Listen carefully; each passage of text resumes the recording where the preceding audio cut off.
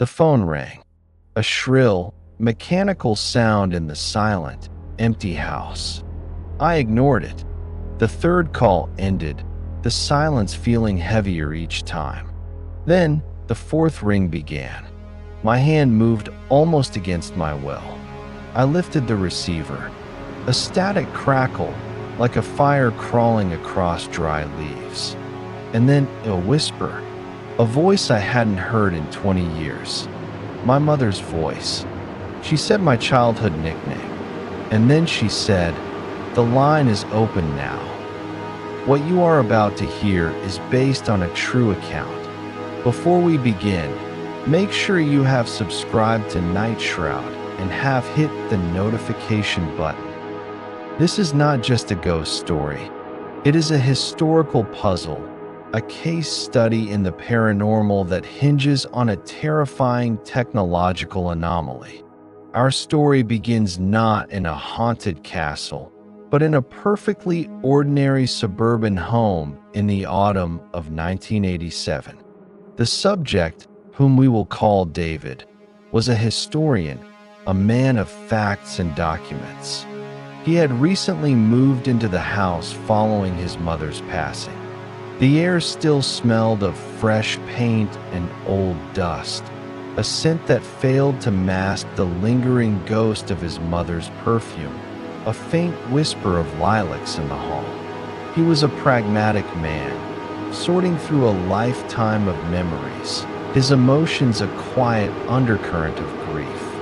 The telephone was a heavy, rotary dial model, beige and utilitarian. A tool, not a terror, until it became a conduit. The first call came on a Tuesday. David was in the study, surrounded by cardboard boxes smelling of aged paper and cedar. The ring was jarring. He answered, expecting a wrong number. There was only a low, humming static and the faint, distant sound of a big band tune, the kind his mother loved. He dismissed it. A crossed wire. The second call, hours later, was the same. But the third call held something new. Beneath the crackle, he heard a soft, rhythmic sound, a whisper of fabric, like someone breathing directly into the mouthpiece. A cold dread, completely irrational, began to pool in his stomach. He decided then to let the next call go to the machine he had yet to set up. But when the fourth ring pierced the silence, his curiosity, or perhaps his fate, overruled his fear. That was when he heard her. "Davy."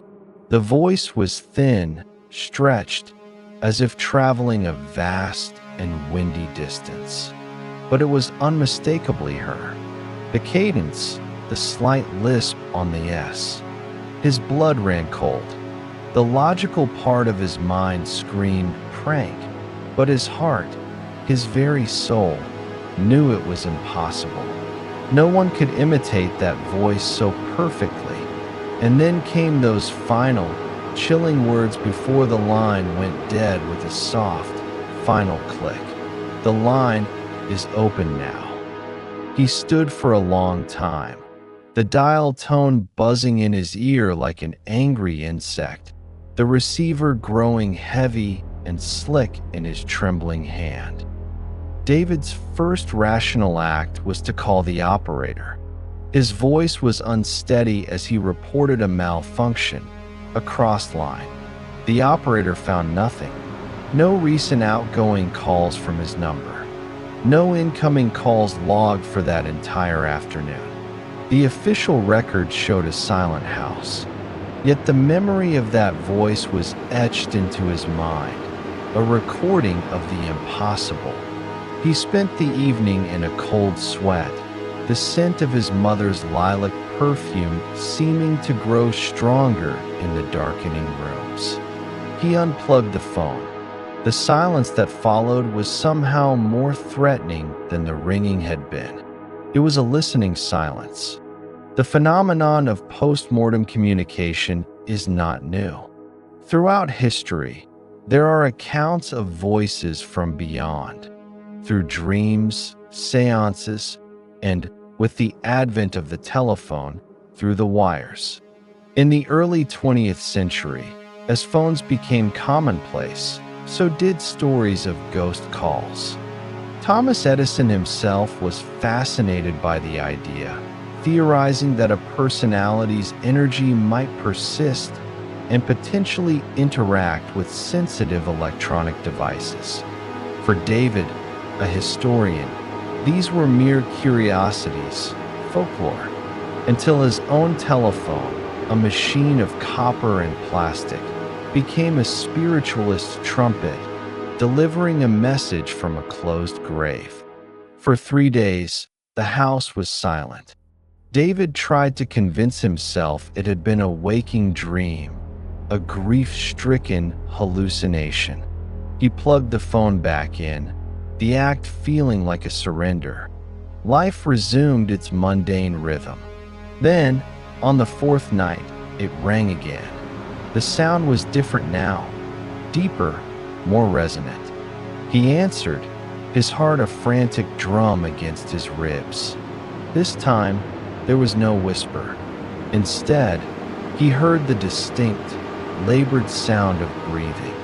It was wet, ragged, the sound of a body struggling for air. It was the exact sound he had heard sitting at his mother's hospice bedside in her final hours. The memory washed over him. The sterile smell of disinfectant, the weak light, the terrible, rhythmic rattle of her lungs. The phone line was now broadcasting a memory he had tried so hard to forget. He slammed the receiver down, his breath coming in sharp gasps. This was no longer a mysterious echo from the past. It was an active, malevolent replay of his deepest trauma. He wrapped the phone in a towel and shoved it in a closet, but the action felt futile. The technology itself seemed corrupted. The very wires in the walls now felt like veins pumping terror through the house.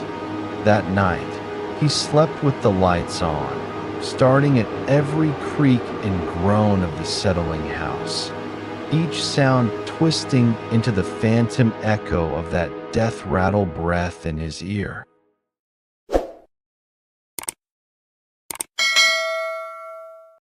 Driven by a desperate need for answers, David visited the local historical society the next morning. The musty scent of old ledgers and crumbling paper was a familiar comfort. He avoided the true reason for his visit, instead asking about the land his house was built upon. The elderly archivist produced a brittle, yellowed map from the 1920s. David Street, a neat row of post-war homes, was once the site of the town's first telephone exchange. A small, wooden building housing the switchboard where operators, known as Hello Girls, manually connected calls. His own property, he realized with a sinking feeling, was the precise location of that old exchange. The foundation of his modern home was built over a nexus of forgotten wires and conversations, a place where countless voices had once converged. He left the archive with a new, chilling theory. This was not a single ghost, but an echo of the machine itself. A residual haunting of the telephone line, a psychic wound in the landscape that was now replaying fragments of the past. But why his mother's voice? Why her dying breath? It was as if the phenomenon had tapped directly into his own memories, using them as its script. The line wasn't just open to the other side. It was open to the most painful moments of his own life. The calls were becoming personalized, evolving from a general anomaly into a targeted assault. That night, the call came not from the closet, but from the kitchen extension he had forgotten to disconnect. The ring was a strident, demanding shriek in the dark. He stood frozen in the hallway, watching it vibrate on the wall. On the 10th ring, it stopped. A moment of profound silence. Then his own voice echoed from the kitchen, tinny and distorted by static. It was a recording of him, from years ago, pleading with his mother during a foolish argument.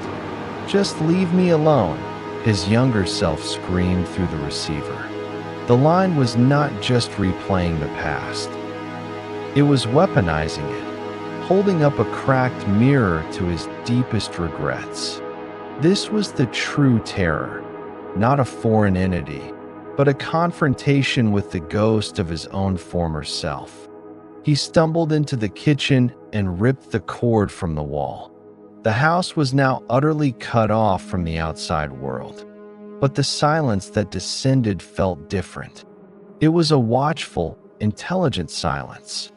He felt a presence, not in a specific room, but within the very atmosphere, a pressure change in the air that smelled faintly of ozone and old sorrow. The phenomenon had graduated from auditory hallucination to a physical, occupying force. It had learned how to get in, and disconnecting the phones, he feared, was already far too late. The final call came not through a telephone, but from the house itself. David was jolted awake by a sound like a bell ringing faintly underwater. It seemed to emanate from the walls, the floorboards, the very air. He followed the ethereal chime to its source, the old, disconnected rotary phone in the closet. It was silent, wrapped in its towel, but from behind the closet wall, he now heard a new sound. The crisp, efficient voice of a 1940s telephone operator, her words layered over a faint chorus of dozens of other ghostly conversations. "Number, please," the voice repeated, a spectral recording stuck on a loop. Then, the operator's voice sharpened, cutting through the static as if speaking directly to him. "I have a collect call from the past. Will you accept the charges?" This was the climax of the haunting. The line was no longer a simple connection. It was a sentient, historical entity, demanding to be heard. It had absorbed every conversation it had ever carried. The mundane, the tragic, the loving, the final goodbyes. And it had chosen David, the historian living atop its grave, as its final listener. The air grew thick and cold. He could smell the faint, metallic scent of old switchboards and the cloying sweetness of lilacs. He knew, with a terrifying certainty, that answering this call would not be a matter of lifting a receiver, but of surrendering a part of his own sanity to the static. David never spoke of what happened next. He was found days later by a concerned colleague, huddled and unresponsive in a corner of his study. The house was ice cold, and the smell of ozone was overpowering. He was institutionalized, a man broken not by what he had seen, but by what he had heard. The house changed hands several times over the years, each new owner reporting inexplicable phenomena, phantom rings, disembodied whispers, and the persistent scent of lilacs. It was eventually demolished. Yet, residents on the surrounding blocks still occasionally report strange interference on their landlines. A burst of static containing a woman's whisper or the faint, ghostly strains of a big band tune. The haunting had not been eradicated. It had simply been dispersed back into the network. The debate surrounding David's story remains unresolved.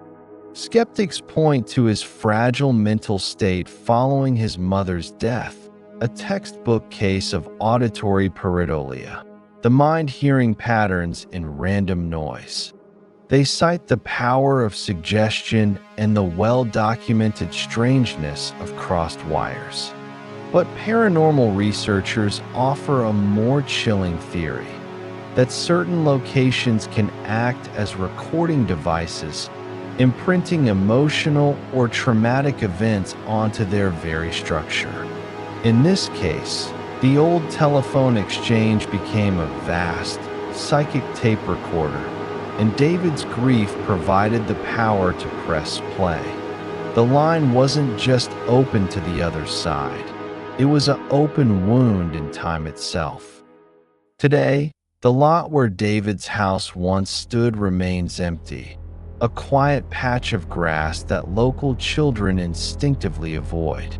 The case of the phone call from the other side endures as one of the most unsettling in the annals of paranormal research because it challenges our fundamental trust in technology. We view the telephone as a tool of logic, a servant of fact. But what happens when that tool becomes a medium for the irrational? When the cord that connects you to the living world becomes a thread leading directly into the heart of your own personal darkness? David's story serves as a permanent warning. It asks a question we all fear to answer. If your phone were to ring right now, with no caller ID, and a voice from your past whispered your name, would you have the courage to stay on the line? Or would you finally understand that some lines were never meant to be crossed?